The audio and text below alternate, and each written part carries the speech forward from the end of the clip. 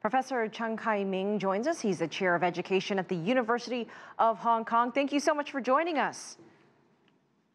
Thank you. So 20 years, how has the one country, two systems worked so far?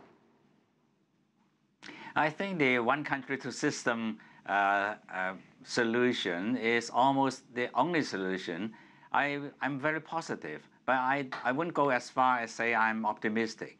It's a huge human experiment, the coexistence of two almost extremely opposite political cultures. China, the state has overwhelming power over the economy, over society, and over ideologies. Hong Kong, on the other hand, is a free market with diverse lifestyles and diverse ideologies. How the two political cultures can coexist is a huge human experiment, as I mentioned. So far, I think yes. Go ahead. So far, you think? So far, I think it is it's a mutual learning experience, learning how to accept and coexist with a totally different culture, the different lifestyles, different norms, and different assumptions. And now the assumptions are coming to, on surface you may see confrontations, but you take a learning perspective, using a learning discourse, then sooner or later both sides will learn and learn to coexist with each other, to learn that there's an alternative way of running society. So Professor, 20 years later, how do you think Beijing views Hong Kong? I think Beijing's, now this is my personal view, Beijing's views about Hong Kong is changing all the time.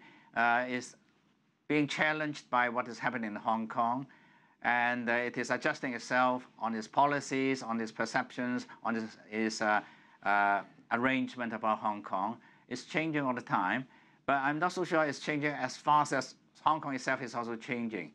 On the other side, on the other hand, China is expanding very quickly in its economy and its influence in the global arena. And therefore, Hong Kong has to cope with that as well. Not only a kind of a peaceful, static coexistence with its motherland. Talk to us about the significance of Xi Jinping's visit, his first as president, especially on the sides. He will also administer the oath to the new chief executive, Carrie Lam.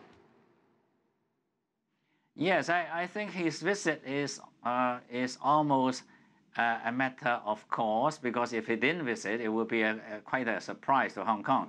However, it's not his visit that's significant, but how he acts, how he faces the diversity in Hong Kong, particularly how he handles the so-called oppositions, the so-called pan-democrats, will actually have very, very large significance on the future of Hong Kong and Hong Kong people's perception of our Chinese government. All right, Professor Cheng Kai Ming, thank you for joining us from Hong Kong.